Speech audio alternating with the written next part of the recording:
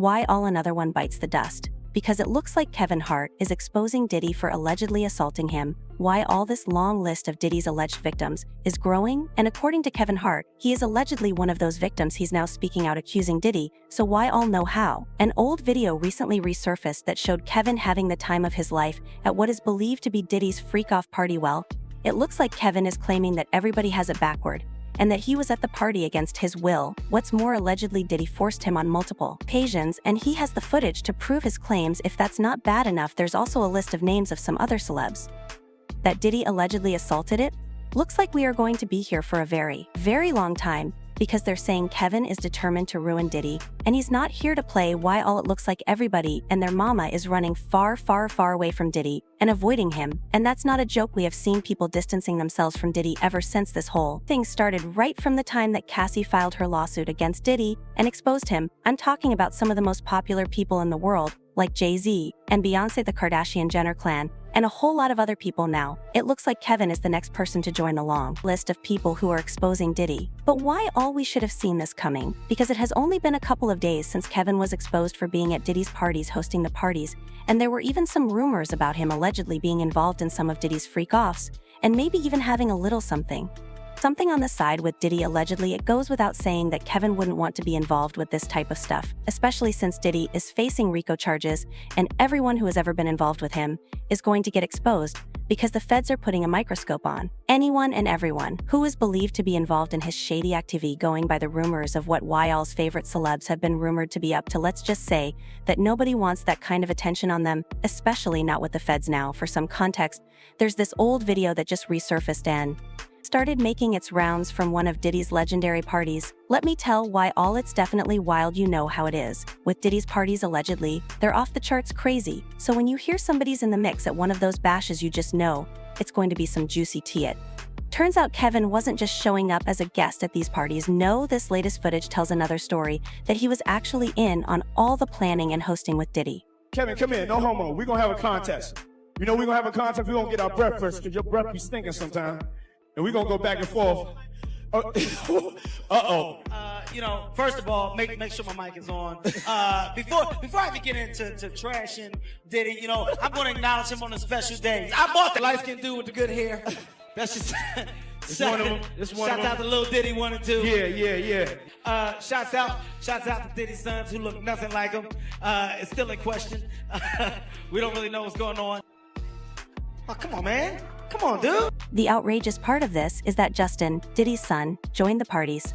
Justin looked like a complete baby in the video, barely old enough to vote, let alone attend a party of Diddy's caliber. But Diddy somehow thought it was okay to have him around.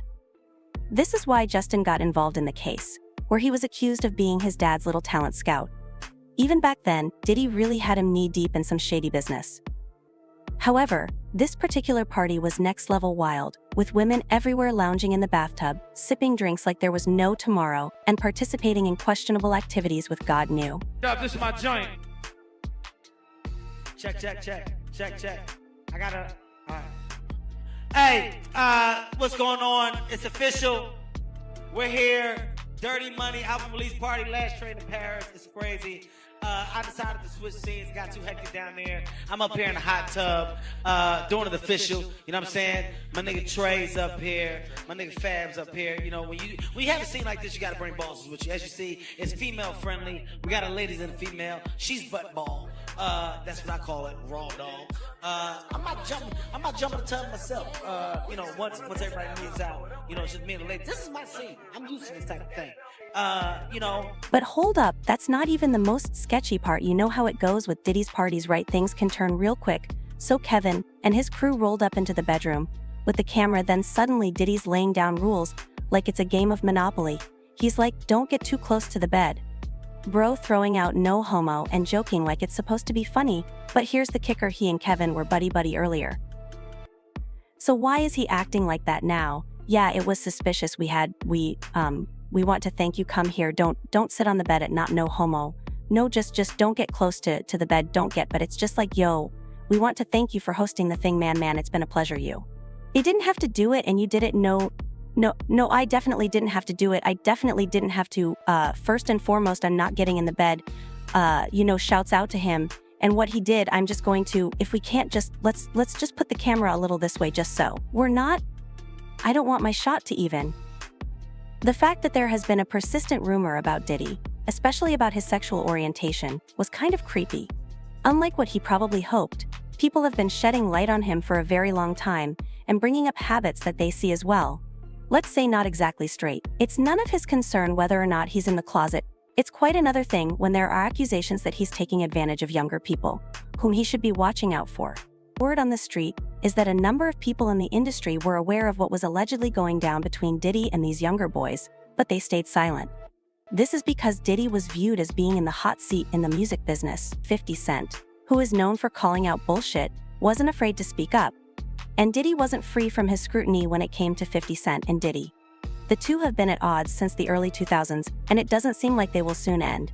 It all began with some subtle jabs from 50 Cent, which hinted at Diddy's alleged position. Recall when 50 Cent dropped that bomb about Diddy wanting to take him shopping. Something to me one time, a long time ago, at Chris Lighty's wedding, he told me to take me shopping. I looked at him like, what you just say? Let me move, man, before I do something. You're gonna make me mess up the wedding. Oh, that's a nice gesture. Let me get out of no, dude, you take me, that's what a guy says to him. I asked 50 about that, and he said you did the same thing to him. You asked him to take him shopping. Yeah, I thought he needed some clothes. What? I'm a nice guy. Yo, why do you and 50? Hey, yo. Why y'all got? Hey, yo, I don't have. But of course Diddy had his own spin on things. In an interview, he changed the script, saying he offered to take 50 on a shopping spree because he thought the guy needed a style upgrade. Talk about throwing shade right back. These two could give a masterclass in the art of beef. One thing that Diddy probably didn't know about 50 Cent at the time was that 50 is an unrepentant troll, and he continued to drag Diddy over the years, like the one time he posted a pic of Diddy and Rick Ross looking like they were locking lips with the caption "Something Ain't Right," which is a classic 50 Cent move. Why all? Even when 50 was in his sickbed, he couldn't resist throwing shots at Diddy. One time he posted a picture of himself in the hospital bed and wrote, "I can no longer help you guys, soon you will all be gay and happy. You are now left under the leadership of Puffy Daddy. Report to the nearest rainbow." There's also the time you went on the Breakfast Club and said that Diddy was fruity. He says things he doesn't even know what he's saying, like fruity. 50 also tried to call attention to Diddy's parties because he accused Diddy of reportedly assaulting young men at the party. He wrote, "This is why I don't go to no party. Puffing them at the F going on here. Get the F off my young man." Diddy was called out by more than just 50 Cent for his interactions with younger guys. We all assumed that things got sketchy when Usher was about 14 and living with Diddy. But according to Diddy himself, they were sleeping in the same bed together from when Usher was just 10 years old. Talk about raising some major eyebrows. Actor Orlando Brown also stated that Diddy gave him some nasty mouth action. However, it's not just Orlando who people think might have some stories about Diddy. Like you fresh off a goddamn plane. I should. Fresh off the guard stage. That's my brother right here from day one. We used to wake up and, damn, pause, but like, check this out. Back in the days when he was like 10 and I was a little bit older, his older brother, we used to fight over the Frosted Flakes. You know what I'm saying? Before pause was invented. You know what I'm saying? But it's my brother for real. We used to actually wrestle off of the Frosted Flakes because he used to always get up early than me. Now he's one of the richest stars in the world. And What the fuck did Puff just say? Nobody's gonna acknowledge this but me. Puff just said we used to wrestle over the Frosted Flakes. And we're streaming live. That was stupid. Listen, that was fucking stupid. Listen. We having a good time, yo. Your Usher made it in the... Hey, yo. Even Kevin couldn't ignore how suspicious Diddy's statement was. You could almost see the alarm bells going off in his head. Diddy realized he was starting to spill too much on himself, so he quickly grabbed Kevin's neck to stop him. But Diddy didn't stop there. In another clip, he dropped this bomb about allegedly giving Usher herpes. That's really disturbing, but interestingly, Kevin Hart was also at the party where Diddy said this. Why does Diddy feel comfortable confess to such strange things whenever Kevin is around? Diddy's statement also raises questions about why Kevin Hart was present. There was also this blind item that stated Diddy gave Usher herpes. What was in Kim's book? You want to hear it? Here it go. Now, I cannot confirm or deny what's in this book, but ain't nobody fit Natasha K. Me. So in this book, it detailed his relationships with men, footage of those encounters. It had the names of the men he slept with, a disease, Allegedly, Diddy giving Usher a disease. But he also alleging in this lawsuit that, Diddy, he got a whole lot of hidden cameras around his house. And he feels like Diddy is using all that footage for blackmail. Probably so. I could believe that. I believe it's a lot of rappers, a lot of music people, a lot of executives that could not say no. Cat Williams say, you just got to say no to Diddy. And it's a lot of people that couldn't say no. And they probably on tape because they couldn't say no. So you think it's possible that Diddy, he got footage of rappers in the stash, just in case he got to use it for blackmail? It's a possibility. It's not far-fetched. If he was taping Cassie and he was having Cassie taped and everything like that, why wouldn't he do nobody else? She's the only. He was going through all that, but he also alleging in this lawsuit that, Diddy, he got a whole lot of hidden cameras around his house, and he feels like Diddy is using all that footage for blackmail. Probably so. I could believe that. I believe it's a lot of rappers, a lot of music people, a lot of executives that could not say no. Cat Williams say, you just got to say no to Diddy. And it's a lot of people that couldn't say no. And they probably on tape because they couldn't say no. So you think it's possible that Diddy, he got footage of rappers in the stash, just in case he got to use it for blackmail? It's a possibility. It's not far-fetched. If he was taping Cassie and he was having Cassie taped and everything like that, why wouldn't he do nobody else? She's the only one? I doubt it. Right. I mean, good point, man. But did you hear about that story from the actor Columbus Short? He told a story about how Diddy, he invited him to his house late at night. I believe him. I believe that Columbus Short, yo, bruh, why would that man come out? He got a whole wife or whatever, come out and say that Diddy did something that... Listen here, bro. It's a term in the legal field that you could indict a ham sandwich, but the Southern District of New York has a 98.2 conviction rate. All right, for those who don't know, if you got 100 people, only 1.28 or something like that, 1.8, only 1.8 has won against them. So now, what they doing, they already got the witnesses, they already got the people, because let me just say something.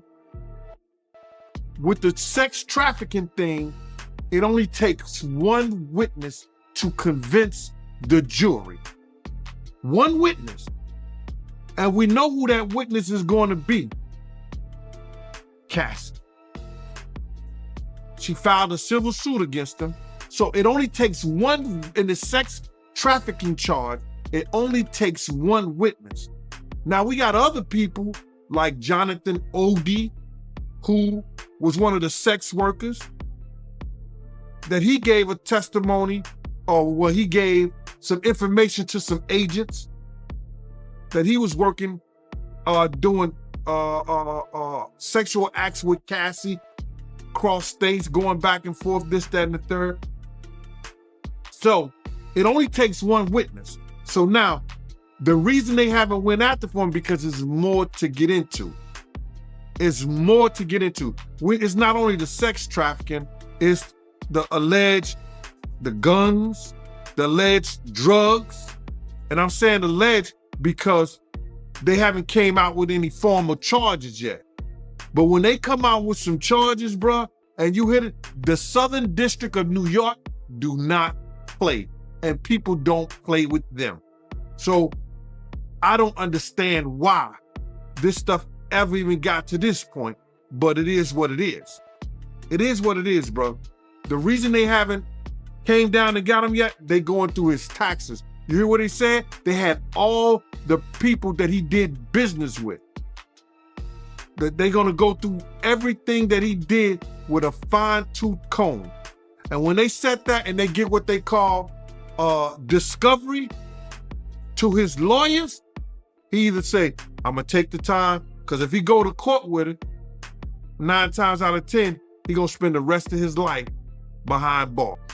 I'm at a place in my life where I feel like I have a target on my back. And because of that, I should make smart decisions. And recently, I didn't. You know, I'm not perfect. I'm not gonna sit up here and say that I am or claim to be in any way, shape, or form. And I made a bad error in judgment and put myself in an environment where only bad things can happen, and they did. And in doing that, I know that I'm gonna hurt the people closest to me, who I've talked to and apologized to, being my wife and my kids. And I just, you know, it's a shitty moment. It's a shitty moment when you know you're wrong, and there's no excuses for your wrong behavior. At the end of the day, man, I just simply got to do better. But I'm not going to also allow a person to have financial gain off of my mistakes. And in this particular situation, that's what was attempted. I said I'd rather fess up to my mistakes. So tell me about your birthday party. Am I invited? Yes. Yes, you're definitely invited. I invite you to all my parties. You just haven't seen me show up. No, well, is it on the East Coast? Yes. Well, that's why. Why don't you have one here on the West Coast? Because I work all the time. Okay, well, maybe I have one at your house. Where's that? Now, what time would your party start, let's say? Like 9:30. Really? That early? Yeah. I could make that. Yeah. But I could think of you of starting a party at like midnight. Like, what time will it go till? That's a different type of party, though. Uh-huh. No, it'll go from like 9:30 to like maybe 3 o'clock, 3 o'clock. And then, you know, we have the top 2 floors of the hotel. Mm-hmm. And then it will carry on there? Yeah. Mm-hmm. Then no, I mean the after party. Mm-hmm. No, I know about them. I'll listen to the music. I've heard that song, After Party. But that was at the Holiday Inn.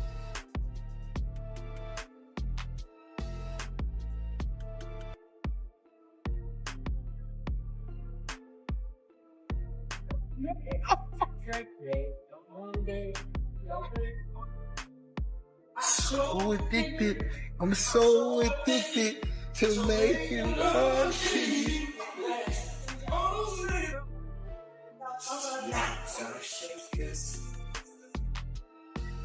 You can't tell, you gotta be in that frequency. I'm scared.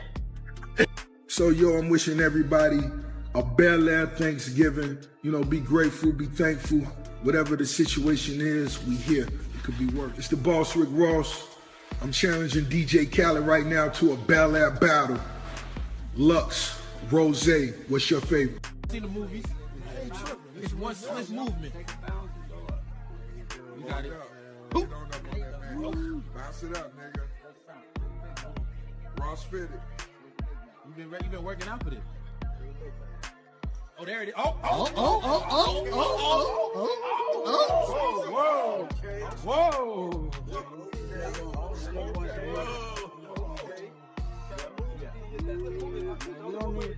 Young Chapo.